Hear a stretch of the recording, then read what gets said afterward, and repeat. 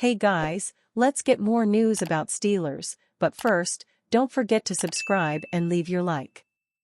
Steelers Mike Tomlin delivers two-word response on beating Ravens without TD. The Pittsburgh Steelers and Baltimore Ravens each came into Week 11 with improved offenses from previous matchups in the rivalry.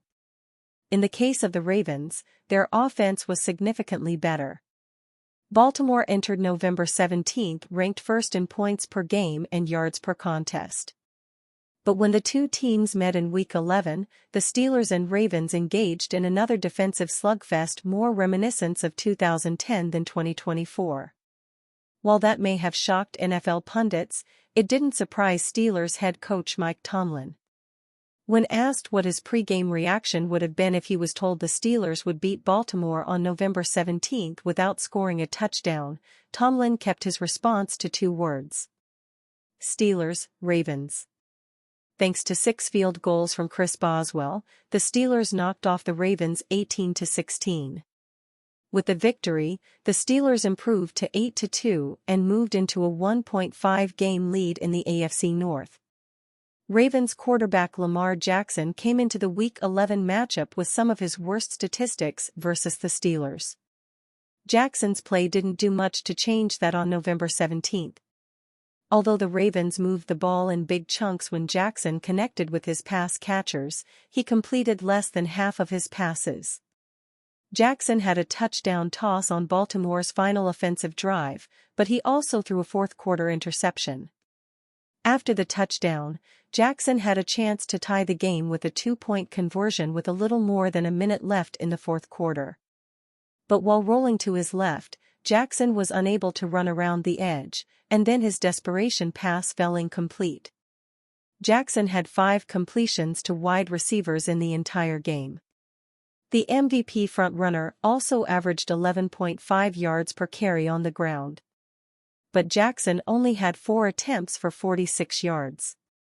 He also took 2 sacks.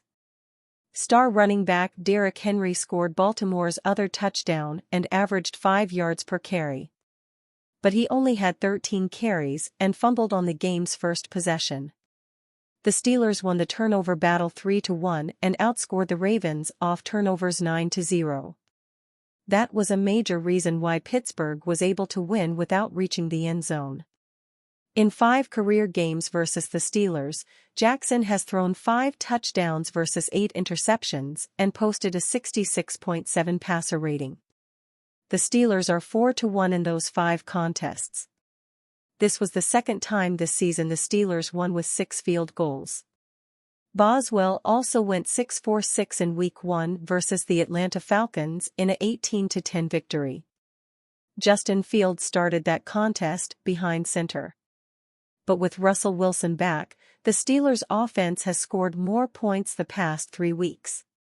According to pundits, that was supposed to place them into position to take advantage of Baltimore's last-ranked pass defense. But as Tomlin put it, the Steelers-Ravens impact also left Pittsburgh playing less than stellar offense. The Steelers started the game 1-for-11 on third down and failed to score touchdowns on all 4 of their red zone possessions. In addition to 4 short field goals, Boswell made 2 from beyond 50 yards. For the Ravens, Justin Tucker missed a pair of field goal tries. Tucker is not having a good season, but that was still uncharacteristic for the kicker who owns the best field goal percentage in NFL history. Tucker hadn't missed 2 field goals in the same game since December 17, 2022. Tomlin admitted to reporters that his team's play wasn't perfect. But he added that it isn't going to be against a quality opponent. When asked about evaluating his offense's Week 11 performance, Tomlin provided one letter instead of any words. W, Tomlin said. The Steelers will face another division opponent in Week 12 with short time to prepare. They will visit the Cleveland Browns for Thursday Night Football on November 21. 3-way Steelers can ground a high-flying Ravens team in Week 11. Acrisure Stadium is set to erupt with energy on Sunday as one of the most anticipated games of the year unfolds. The Baltimore Ravens, last season's AFC Championship contenders, are looking every bit like a Super Bowl caliber team this year. However, the Steelers currently hold a narrow lead in the division, a lead that could shift dramatically this weekend. For Pittsburgh, this game is more than just a rivalry clash, it's a chance to stop one of the hottest teams in the NFL and make a bold statement: the Steelers are legitimate contenders. The Ravens, armed with a dangerous roster and explosive playmakers, present a daunting challenge. But if there's one team that knows how to rise to the occasion against Baltimore, it's the Steelers, who have a history of success in this storied rivalry. To take a commanding 2-game lead over the Ravens and solidify their position atop the division, Pittsburgh will need to execute these 3 key strategies. The Steelers' cornerbacks have had their struggles this season, and they'll face a tough challenge against Baltimore's dynamic offense. The Ravens can attack through the air with a deep roster of playmakers and dominate on the ground with Derrick Henry leading the charge. To contain this high-powered unit, Pittsburgh's corners must elevate their game. Avoiding penalties, staying disciplined in their assignments, and embracing physicality in the run game will be essential. Tackling on the perimeter is especially critical, as Baltimore will undoubtedly test their willingness to tackle. This matchup demands that the Steelers' corners rise to the occasion, not just in coverage, but by setting a tone with tough, smart football. Last week, we saw an increase in blitzes against Jaden Daniels, and we expect more of the same, possibly even more intense, this week. The Ravens' offensive line isn't the strongest, and Pittsburgh needs to ensure Lamar Jackson can't escape the pocket while also making it more difficult for him to get the ball out. The Steelers will need to mix up their coverages and pair that with pressure. By doing so, they can confuse Lamar with different looks, both from the blitz and the coverage behind it. It'll be a similar approach to last week's game plan, but I'm sure Mike Tomlin and his staff have some extra tricks up their sleeves for the Ravens. Lamar Jackson blames unusual factor for Ravens' loss.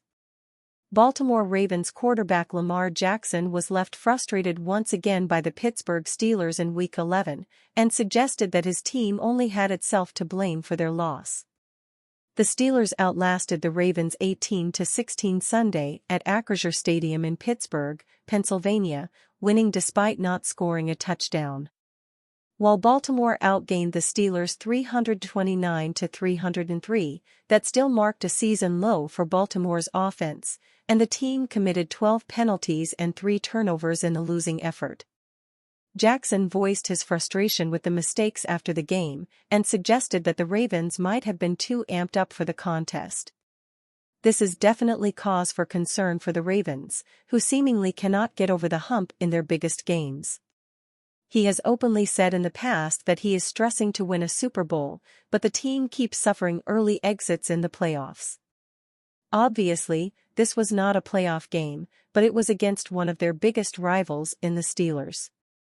Making matters worse is the fact that the Steelers have now beaten Baltimore in 7 of their last 8 meetings. The Ravens are still 7-4 and in good position to make the playoffs, though the Steelers top the AFC North at 8-2. The biggest takeaway might be that the Ravens really need to find a way to chill out in situations like this if Jackson is correct. And you, fan? What do you think of the situation of Lamar Jackson? Leave your opinion in the comments.